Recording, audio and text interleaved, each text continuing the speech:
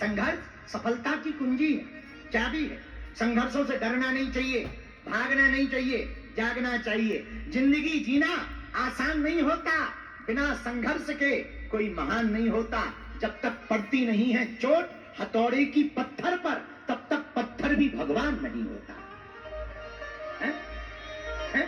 जब तक पड़ती नहीं है चोट हथौड़े की पत्थर पर, तब तक पत्थर भी तो भगवान नहीं होता। एक घटना घटी, हम बिल्कुल सत्य घटना बता रहे हैं, आपको सुनकर आनंद आएगा। यही पंचकुला में हमारा एक चेला रहता है, चंगीलाल। बहुत सुंदर मूर्ति बनाता, मूर्ति पत्थर की बनाता। एक दिन एक विशाल पत्थर लेकर आया, हथौड़ा लिया, छेनी ली, पीटने लगा, मूर्ति बनाने लगा। एक मंदिर में मूर्ति जानी थी, पत्थर रोने लगा, क्योंकि पत्थर भी हरियाणा का था।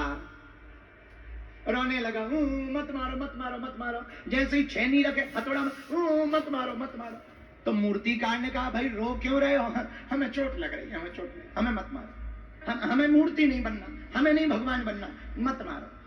मूर्तिकार ने कहा, मत बनो भैया। उस पत्थर को एक तरफ रख दिया, दूसरा पत्थर लाया। वो दर्द सहता रहा, रोता रहा, आंसू पोंछता रहा, और बड़ा विशाल पत्थर धीरे धीरे मूर्ति बन गया। एक गांव का आदमी आया, मंदिर के लिए मूर्ति ले जाने आया। सुंदर मूर्ति को देख करके बोला, उसका मन डोला, ये मूर्ति हमको दे दीजिए। तो मूर्तिकार ने कहा, निछावर 500 रुपया दीजिए। मूर्तिकार चंगीलाल ने 500 रुपया निछावर ले ली, मूर्ति दे दी। वो जैसे ही मूर्ति ले जाने लगा, तब तक उसकी नजर उस पत्थर पर पड़ी जो बेकार डला हुआ था। बोले, बुरा ना माने, 10 रुपया एक्स्ट्रा ले लो, ये पत्थर कोई काम का है? बोले, कोई काम का नहीं है, भयंकर दर्द वाला है, बहुत कमजोर है, भयंकर आलसी है, क्योंकि पंचकुला का है। तो बोले, करे क्या? बोले, इसको ले जाओ। क्या 10 रुपया में दे सकते हो? बोले, ले जाओ। तो तुरंत उस गांव के आदमी ने वो पत्थर भी ले लिया, मूर्ति तो मंदिर में रख दी, वो पत्थर मंदिर के बाहर रख दिया, ऊपर बोर्ड टांग दिया, नारियल यहां फोड़े।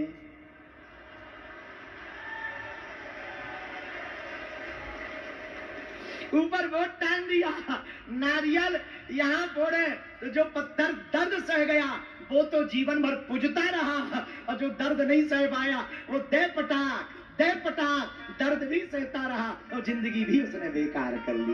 ईमान जी का सूत्र है।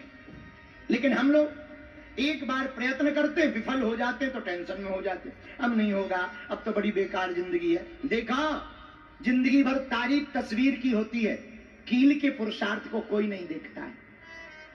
जब तक पत्ते पुराने झड़ते नहीं, तब तक नए पतझड़ के बाद नए पत्ते आते नहीं। पतझड़ होती है तभी नए पत्ते आते हैं। ऐसे ही याद रखना, दुख का झूला जितना पीछे जाएगा, सुख का झूला उतना ही आगे तक आएगा। इसलिए संघर्ष से घबराना नहीं।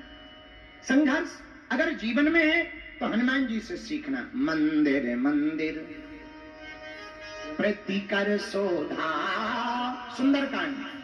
मंदिर मंदिर प्रतिकर शोधा। हनुमान जी मंदिर मंदिर गए, देखे जहां तहां अग्नि ज्योत।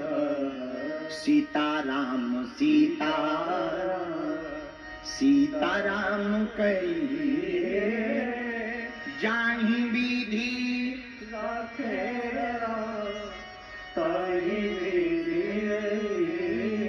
जब घर घर हनुमान जी गए, कहूं न देखी जानकी माता को, कहीं देखा नहीं, कहीं पाया नहीं। हनुमान जी थोड़े निराश हुए। किसी स्त्री को देखें, लगे ये जानकी माता है। रावण के भवन में गए, शयन किए, देखा कपितेहि। रावण को देखा, मृदंग डली हुई है, तरह तरह की स्त्रियां विण वस्त्र के डली हुई हैं, कुछ पान खाए हुए पान टबक रहा है। रावण भी विचित्र दशा में पड़ा हुआ है। लगता है रात भर रावण मदपान में मस्त रहा और स्त्रियों के साथ भोग विलासता के साथ साथ गीत संगीत में मस्त रहा। ऐसी स्थिति में भी हनुमान जी को देखा।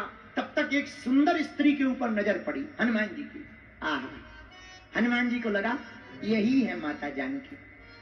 लेकिन हाव भाव देखा, मुख रावण की तरफ देखा, तो हनुमान जी तुरंत सावधान हो गए, ये नहीं हो सकती, हमारी माँ ऐसी नहीं है। हमारी माँ कितनी भी विपरीत परिस्थिति में रहे पर रावण की तरफ मुख नहीं कर सकती, हमारी माँ तो प्रभु श्री राम की तरफ ही मुख रख सकती है। पर इतनी सुंदरी कौन है? इतनी सुंदरी तो एक ही है, लगता है ये मंदोदरी है। अच्छा, अरे आज तो बड़ा बुरा हुआ, पाप हो गया, हमने निर्वस्त्र स्त्रियों को देख लिया। हनुमान जी सोच रहे हमने निर्वस्त्र स्त्रियों को देख लिया, लगता है हमने बड़ा पाप कर दिया। हम ब्रह्मचारी, हमारा लगता है ब्रह्मचर्य खंडित हो गया है, शायद हमारे तप